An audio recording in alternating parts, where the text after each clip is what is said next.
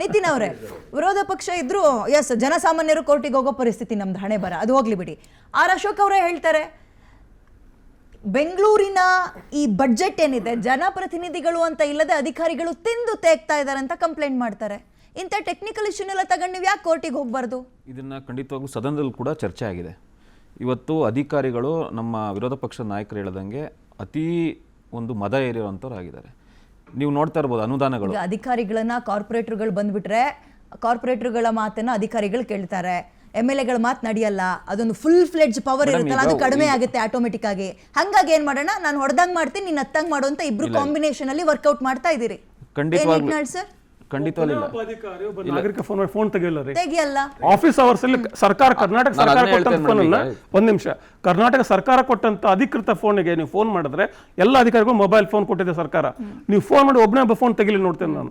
Working hours ಸಾಮಾನ್ಯ ದಿನದಲ್ಲೂ ಬೇಡ. ಮೊನ್ನೆ ಎಲ್ಲ ಮಳೆ ಬಂದು ಹಾಸ್ಪಿಟಲ್ ಗೋಡೆ ಕುಸ್ತಾದ್ಮೇಲೆ ಮರಗಳು ಮನೆಗಳ ಮೇಲೆ ಅಂಗಡಿಗಳ ಮೇಲೆ ಬಿದ್ದಾದಾಗ ಲೈಟ್ ಕಂಬಗಳು ಬೀಳ್ತಾ ಇದಾವೆ, ಒಂದು ಎಮರ್ಜೆನ್ಸಿ ನಂಬರ್ ಅಂತ ಕೊಡ್ತೀರಿ, ಹೆಲ್ಪ್ ಲೈನ್ ನಂಬರ್ ಅಂತ ಕೊಡ್ತೀರಿ. ಫೋನ್ ಮಾಡಿದ್ರೆ ಎತ್ತಲ್ಲ, ಹೆಲ್ಪ್ ಲೈನ್ ನಂಬರ್ ಅಂತ ನೀವೇ ಕೊಟ್ಟಿರ್ತೀರಿ, ಕೊಟ್ಟು 2 ಗಂಟೆ ಆಗಿರಲ್ಲ, ಫೋನ್ ರಿಸೀವ್ ಮಾಡಲ್ಲ. ಈ ಕಡೆ ಎಲೆಕ್ಷನ್ ಮಾಡಿ ಅಂದ್ರೆ ಇಬ್ರು ಸೇರ್ಕೊಂಡು ಮಾಡ್ತಾ ಇಲ್ಲ. ಇಬ್ರು ಯಾಕೆ ನಿಮಗೆ ಅಧಿಕಾರ ಇದೆ, ವಿರೋಧ ಪಕ್ಷದವರಾಗಿ ನಿಮಗೆ ಅಧಿಕಾರ ಇದೆ ಕೇಳೋಕೆ. ಕಾನೂನಾತ್ಮಕವಾಗಿ ಮಾಡಬೇಕು, ಅದಕ್ಕೊಂದು ಕಮಿಟಿ ಕೂಡ ಇರುತ್ತೆ. ನಾನು ಆಗ್ಲೇ ಹೇಳ್ದಂಗೆ ಅದು ಕೋರ್ಟ್ಗೆ ಹೋಗ್ತೀವಿ, ಇದನ್ನ ನಾವು ನಿಲ್ಲಿಸುವಂತ ಪ್ರಮೇಯನೇ ಇಲ್ಲ. ನೀವು ಅಧಿಕಾರಿಗಳ ವಿಚಾರ ಹೇಳಿದ್ರಿ, ನಾನು ಅದನ್ನ ಎಕ್ಸಾಂಪಲ್ ಆಗಿ ತಗೋತೀನಿ. ಇವತ್ತು SIR ವಿಚಾರಕ್ಕೆ ಕೋರ್ಟ್ಗೆ ಹೋಗಿದ್ದಾರೆ. ಅದೇ ಎಕ್ಸಿಕ್ಯೂಟಿವ್ ಇಂಜಿನಿಯರ್ AEE ಇಟ್ಕೊಂಡು ಇವತ್ತು ಫುಟ್ಪಾತ್ ತೆರವು ಮಾಡ್ತಾರೆ. ಅವ್ರು SIR ಮಾಡ್ಬೇಕಾ, ಇಲ್ಲಿ ಬಂದು ಇವ್ರ ಜೊತೆ ನಿಂತ್ಕೊಂಡು JCB ಫುಟ್ಪಾತ್ ತೆರವು ಮಾಡ್ಬೇಕಾ? ಯಾಕೆ ನಿಮಗೆ ಪಬ್ಲಿಸಿಟಿ ಸಿಗೋ ಅಂತದ್ದು ಮಾತ್ರ ನೋಡ್ತಾ ಇದ್ದೀರಾ? ಇವತ್ತು ನೀವು ಹೇಳ್ದಂಗೆ ಒಬ್ಬ ಫಾರೆಸ್ಟ್ ಡಿಪಾರ್ಟ್ಮೆಂಟ್ ಒಂದು ಮರ ಬಿದ್ರೆ ಎತ್ತಿಲ್ಲ, ನಾನೇ ವೈಯಕ್ತಿಕವಾಗಿ ಕಂಪ್ಲೇಂಟ್ ಕೊಟ್ಟು 1 ತಿಂಗಳಾಯ್ತು, ಒಂದು ಮರ ತೆಗೀರಿ ಅಂದ್ರೆ ಇವತ್ತು ಬರ್ತೀವಿ ನಾಳೆ ಬರ್ತೀವಿ, ಕ್ರೇನ್ ಇಲ್ಲ ಅಂತಾರೆ. ಇವತ್ತು ಬಿಜೆಪಿ ಶಾಸಕರ ಮಾತುಗಳನ್ನ ಕೇಳ್ತಾ ಇಲ್ಲ ಅಧಿಕಾರಿಗಳು. ಆ ಹಂತಕ್ಕೆ ಇವತ್ತು ಸರ್ಕಾರನ ಈ ಭ್ರಷ್ಟ ಕಾಂಗ್ರೆಸ್ ಸರ್ಕಾರ ತಗೊಂಡೋಗಿದೆ, ಆಡಳಿತ ವೈಫಲ್ಯ ಆಗಿದೆ. ಈ ನಿಟ್ಟಿನಲ್ಲಿ ನಾನು ಹೇಳುವಂಥದ್ದು ಇಷ್ಟೇನೆ, ಈ ಒಂದು SIR ಏನ್ ಪ್ರಕ್ರಿಯೆ ಇಟ್ಕೊಂಡು ಹೋಗಿದ್ದೀರಾ ಅದನ್ನ ಬಿಟ್ಬಿಡಿ. ನೀವು ಕೇವಲ ರೀಲ್ಸ್ಗೋಸ್ಕರ ಮಾಡುವಂಥದ್ದು ಅಲ್ಲಲ್ಲ. ನಾನು ಅದನ್ನ ಇಟ್ಕೊಂಡು ಕೋರ್ಟ್ಗೆ ಹೋಗಬೇಡಿ ಅಂತ ನಾನು ಹೇಳ್ತಾ ಇರೋದು ಸರ್. ಇವತ್ತು ಫುಟ್ಪಾತ್ ಇವ್ರಿಗೆ ಪಬ್ಲಿಸಿಟಿ ಸಿಗ್ತಾ ಇದೆ, ಅದೇ ಸಿಬ್ಬಂದಿ ಇಟ್ಕೊಂಡು ಸರ್ ಬೇರೆ ಜಿಲ್ಲೆಗಳಿಂದ ತಂದು ನಾವು ಸಿಬ್ಬಂದಿನ ಎಲೆಕ್ಷನ್ ಮಾಡಬಹುದು ಮಾಡಿ. ಈಗ SIR ಅಂದ್ರೆ ಏನು? ಮತದಾರರ ಪಟ್ಟಿ ಪರಿಷ್ಕರಣೆ. ಅಂದ್ರೆ ಮತದಾರ ಪಟ್ಟಿ ಪರಿಷ್ಕರಣೆ ಯಾಕೆ ಮಾಡ್ತಿದ್ರೆ, ಮತದಾರ ಪಟ್ಟಿಯಲ್ಲಿ ಲೋಪದೋಷಗಳಿದಾವೆ, ಲೋಪದೋಷಗಳಿದ್ದಂತ ಮತದಾರ ಪಟ್ಟಿ ಮೇಲೆ ಚುನಾವಣೆ ಹೇಗೆ ಮಾಡ್ತೀರಿ?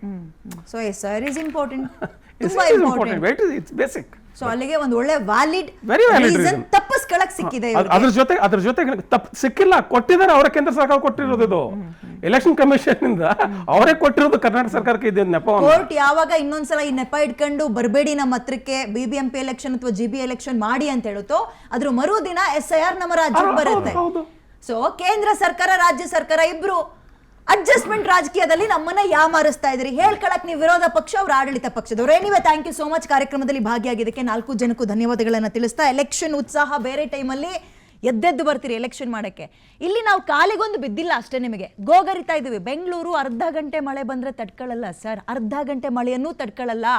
ಮನೆ ಮುಂದೆ ಕೊಳಚೆ ನೀರು ನಿಂತ್ರೆ ಅಥವಾ ಮನೆ ಒಳಗೆ ಬಂದ್ರೆ ನೀವೊಂದು ಹೆಲ್ಪ್ ಲೈನ್ ಅಂತ ಕೊಡ್ತೀರಿ, ಕರೆಂಟ್ ಕಂಬಗಳು ಮನೆ ಮೇಲೆ ಬೀಳುತ್ತೆ, ಅಂಗಡಿಗಳ ಮೇಲೆ ಬೀಳುತ್ತೆ, ಮರಗಳು ಬೀಳುತ್ತೆ. ಆ ಹೆಲ್ಪ್ ಲೈನ್ ಕೊಟ್ಟು ಅರ್ಧ ಗಂಟೆಯಲ್ಲೇ ವರ್ಕ್ ಆಗಲ್ಲ.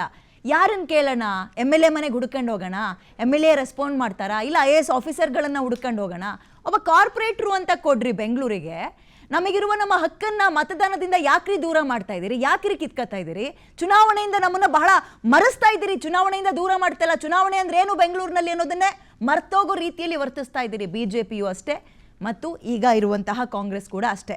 JDS ಈಗ ಒಬ್ಬಂಟಿಯಾಗಿದ್ದಿದ್ರೆ ಅವರ ಹೋರಾಟದ ಒಂದು ಕಿಚ್ಚೆ ಬೇರೆ ಇರ್ತಾ ಇತ್ತು. ಏನ್ ಮಾಡ್ತೀರಿ? ಫ್ರೆಂಡ್ಶಿಪ್ ಮಾಡ್ಕೊಬಿಟ್ಟಿದ್ದಾರೆ BJP ಅವ್ರ ಜೊತೆಗೆ. ಅವರ ಒಪ್ಪುಗಳನ್ನ ಮುಚ್ಚಾಕೊಂಡು ಬರೀ ಕಾಂಗ್ರೆಸ್ನವ್ರು ಟಾರ್ಗೆಟ್ ಮಾಡಬೇಕಾದಂತಹ ಅನಿವಾರ್ಯತೆಗೆ JDS ಸಿಗಾಕೊಂಡಿದೆ. ಬಳಲ್ತಾ ಇರೋದು ಯಾರು?